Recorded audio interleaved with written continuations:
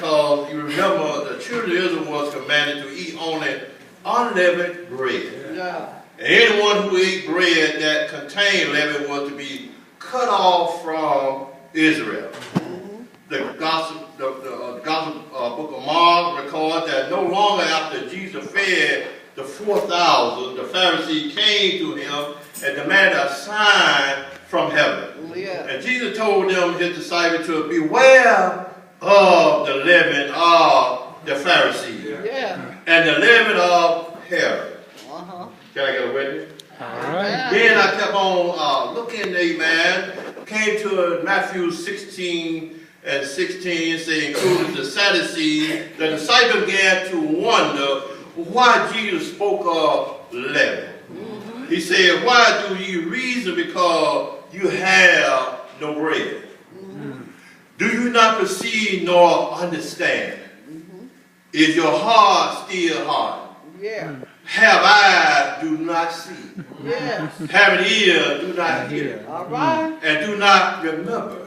Yes. When I broke, Jesus said, when I broke the 5 loaves for 5,000, how many baskets full of fragments did I take up? Yeah. I heard the disciples say 12. Yeah. Also, when I broke the 7 for the 4,000, how many large baskets full of fragments did I take up? Yeah. And I heard them say 7. Yeah. So he said to them, how is it you do not understand? Yeah. And examine these words, how can leftover bread, amen, be the key to understanding the leaven of the Pharisees, the leaven of the Sadducees, and Herod? Yeah. In Matthew 16, 11, 12, we are given more light on what leaven is. Yeah. Then they understood that he did not tell them to beware of the leaven of the bread, but to the doctrine of the Pharisees and the Sadducees, amen. But why was Herod the lump in with them? Yeah. Again, what the doctor got to do with excess of bread, amen. Stop by to tell somebody tonight, the answer may not be what the leaven does, amen. It is rising, it's puffed up, amen. Without its bread lies low. Just a pinch, it exalts itself way beyond the measure. I wish I had some cooks in here tonight, amen. I know when you mix yeast, amen, this leaven, amen, and I would like yeast, amen, with flour meal, it will cause your bread to rise up out of the baking pan, amen. And I heard Paul say when he spoke of the leaven, it was in the context of pride. He said, your glory is not good. Do not know that a little leaven is a whole lump. Who shall then be saved? Self-righteousness, Pharisee prayed with head held up, puffed up, chest out, thanking God, for he wasn't like any other man. Can I get a witness? It was pride that caused the Sadducees to deny the existing angel and the resurrection of Jesus Christ. It was pride that caused Herod to murder the baby born of a woman rather than back down in front of his honor guest that Jesus was the Christ, the Messiah, the Son of the living God. So in essence, to this leftover loaf, amen, it was to remind us that the root of pride is in abundance. Pray with me tonight. Yes, Lord. Who then shall be saved? It is fed by the independent wealth, whether in knowledge or materialism. Independent wealth was the sin of the Laodicean church, said, I am rich and have wealth and have need of nothing. Then I heard somebody say the rich man said, I need to build bigger barn, but he wasn't rich in the sight of God. He was puffed up, amen, with a sense of his own carnality of being saved. Yeah. It's all right. He said, it's all right. I say, God, you know my heart. Amen. I can still go and fornicate. I still can smoke my crack and my weed. Amen. I still can dress like somebody else. Amen. Dress like a man or dress like a woman. Amen. God knows my heart. Amen. But beware of the carnality of our salvation. These are high-minded sometimes that the rich are discouraged from being. Amen. Who then shall be saved? The proud, the self-righteous man, think that his good works will save him. He is puffed up, amen, by his fleshly mind. Would you pray for me a little while? I will continue to do what I do. That's what they say, amen. I stop by to tell somebody there's accountability tonight. And a conviction, amen, in order that you want to be saved. The Bible says God so loved the world that he gave his only begotten Son, that whosoever believe in him shall not perish but shall be saved. But now there on down in that 17th verse says, who don't believe on him is condemned already. Pray me a little while. Then I began to walk down in the Gospel of Luke, the 12:1 says, give us for the light. Jesus said, beware of the leaven of the Pharisees, which is hypocrisy. The Sadducees and Herod had this in mind. They were hypocrites. Stop by to pose the question, why does a man live in hypocrisy? Because, amen, he has not been humbled by the law of God. Can I get a witness? Like Herod heard John the Baptist preach gladly, and yet he lived in idolatry. Many believers today hear the gospel preached, amen, and yet will not obey God's command, will not obey his statutes and his law. I heard James say in the Bible say, if anyone is a hearer and not a doer of the word, amen, and forget what kind of man he was, but he who looks into the perfect law, amen, and of his liberty and continue in it is not and forget a hearer, but a doer of work is blessed in what he does. Can I get a witness? All right. Pray with me a little while. Who then shall be saved? And I worked on, amen, coming down to my subtopic, the mystery of the 153 fish. But keep in mind about the leavened bread, amen, and the number 3, amen. Before I continue on why the leaven was placed in 3 measures, let's say 3 measures. Let's look at Peter, amen, close to the number 3. In the evangelistic enterprise. 3 times in the New Testament relate to a story of 3 disciples, amen, on the Mount of Transfiguration, where Peter just building 3 tabernacles. In the Garden of Gethsemane, Jesus returned 3 times to the disciples, and when he addressed them about sleeping while he was praying, spoke to Peter, amen. Then 3 times Peter denied Jesus. 3 times denied Peter is mentioned 3 times in all the Gospels. Jesus asked Peter 3 times if he loved him. When Peter preached at the Pentecost, 3,000 souls were saved that day. When he preached at the Pentecost, the Bible pointed out it was in the 3rd hour of the day. I want you to walk with me a little while. When Peter was in the vision on the rooftop, he said, I see a sheep come down 3 times, amen. Full of animals, amen, coming down from heaven. When Peter was called to speak to the Gentiles, 3 men, amen, came from him.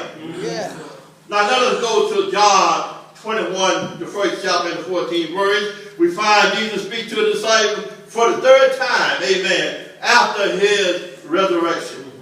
When Peter decided to go and catch some fish, amen, the other disciples said they'll go with him. Amen. I heard they were fishing all night and caught nothing. But when the morning comes, somebody say when the morning comes. When the morning comes. Oh, they're going to be all right when the morning comes. So when the morning comes, they say everything is going to be all right. When the light comes, they saw a figure standing on the seashore. And a voice came forward saying, "Children, have ye any meat?" Then he said, "Cast thy net on the right side of the boat, and you'll find some fish." Want to pray me a little while. In this lesson, they obeyed him. Caught so many fish they could not lift the net. So Peter said, "It is the Lord." Somebody tonight all say, "It is the Lord." Can I get a witness? Because one day Peter said, one day I remember that I was at a wedding feast. Amen. On the third day, they ran out of wine. Amen. Then he said, the mother said to me, he said, whatever he say unto you, you do it. Right. About to somebody tonight, whatever the pastor tell you, do the instruction of the Lord, you do it. Can I get a witness? All right. Peter said, I remember when I took my boat and launched out into the deep and cast the net. I said, after I caught the fish, amen, I cried out and said, what must I do to be saved? Somebody tonight need to cry out, what must I do to be saved? Can I get away? Now, amen. Peter said, now hear his voice, cast out the net on the right side of the boat, and you'll find some fish. Amen. When they obeyed the voice, they caught so many fish that they could not lift the net. I heard Peter say, "It is the Lord, put on his clothes and jump into the water." Can I get a witness? When they came to the land, they found Jesus already had a fire, a coal on the fish on the grill. Amen. And some bread on the side. Amen. And I heard Peter say, he went up and dragged the net to the land, full of large fish. And the scripture said in the 21st chapter of John, said 153 fish. Can I get a witness? Tell me if you know you're truly saved tonight. His word by the preaching of the gospel. His word shall say, thou shalt be saved. I heard in Luke 5:4-7 say, another time Jesus told Peter to launch out into the deep and let down your net. And I heard he's kept a great number of fish. But they didn't tell how many fish. There were so many the net began to break. But to know the difference between the 153 fish, the net did not break. Can I get a witness? Yeah, Lord, and out goes of the net led somebody to the mystery of the 153 fish. Visualize it all. Who shall be saved tonight? This mystery will be unfolded between the 153 fish. Yeah, Lord. As I began to search the scripture of the 153 fish, I was led to 2 Kings. Yeah, Lord, where Lord the King sent to Elijah captain of 50 men. Yeah, Lord, tell me when the first group went out, there was one captain and 50 men. And then when they got to Elijah, they found Elijah sitting on the hill. Yeah, Lord, and they said, man of God, King told me, said to come down. I heard Elijah say, if I am man of God, I'll let the fire come down from heaven and consume you. And I heard the 50 men and the one captain got consumed. Then another group came on the scene and the same thing happened. The fire came down from heaven and it consumed another 50 men. Yeah, Lord, as of right now, I got 100 men and 2 captains, but there's still alive another 50 men and 1 more captain. But look at this man. There's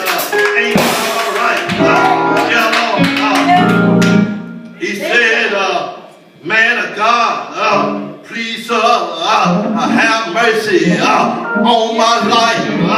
Yeah, Lord.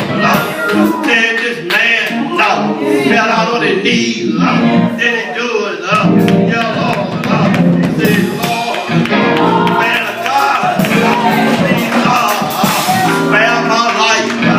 And the life of these 50 men. Ain't God all right? Ain't God all right? Yeah, Lord. Look at his life.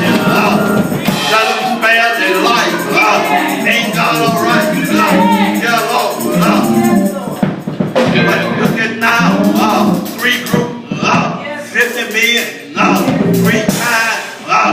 Came up. 3 captains. And 150 men came up. The mystery of the 153 fish. Ain't God good? Yet again. The number 3.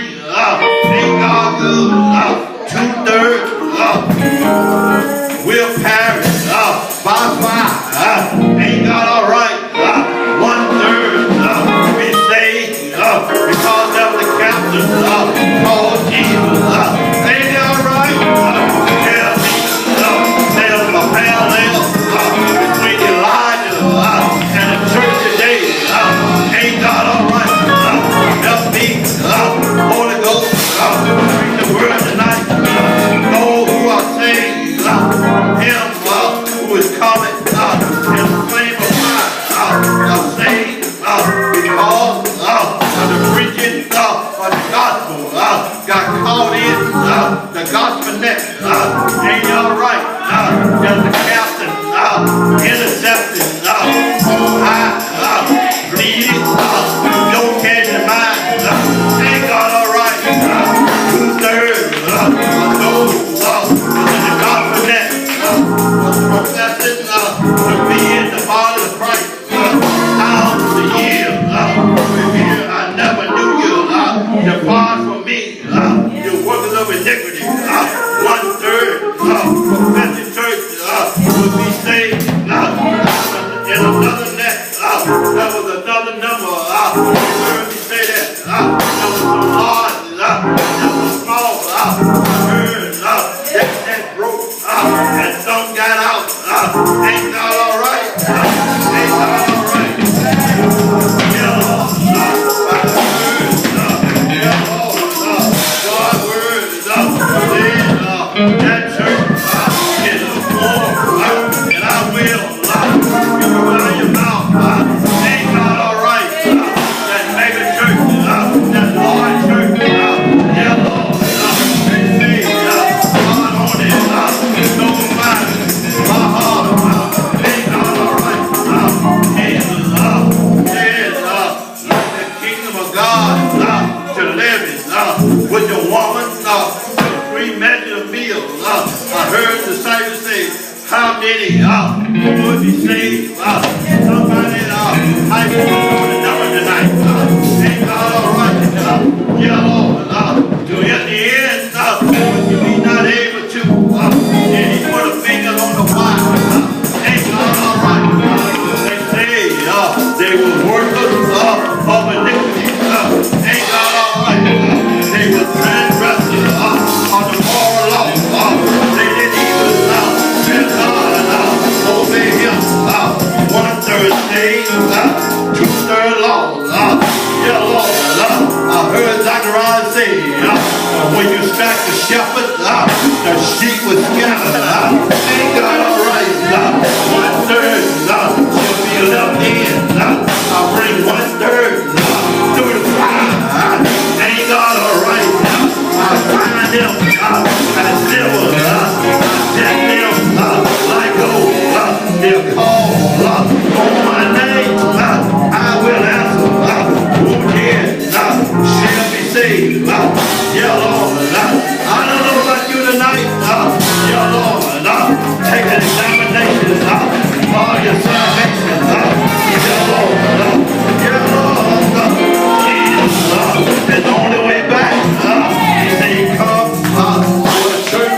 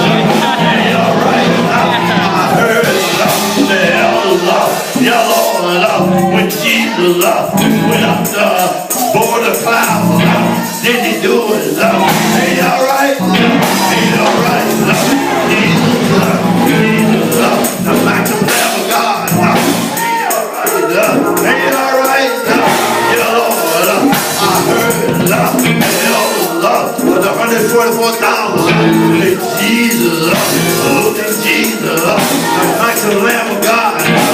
Worthy to be the Lamb. Say, wait a minute, look over yonder. See a great number.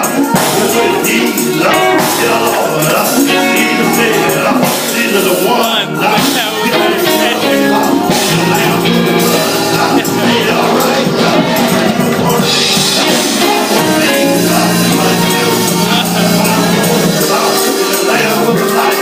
Ain't all right. Turn red, the white. Ain't all right. Ain't all right. Jesus, gonna be saved. Ain't all right.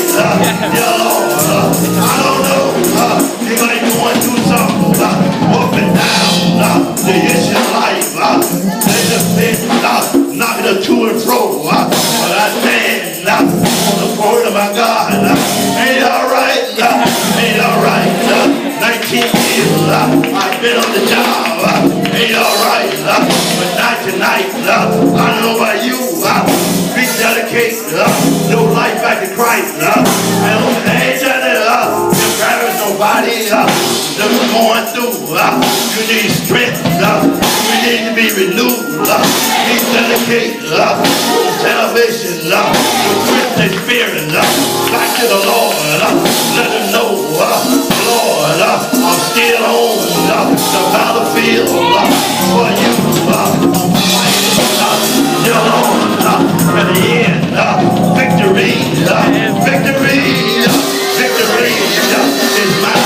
The mystery, the 153 fish who did, they'll be saved.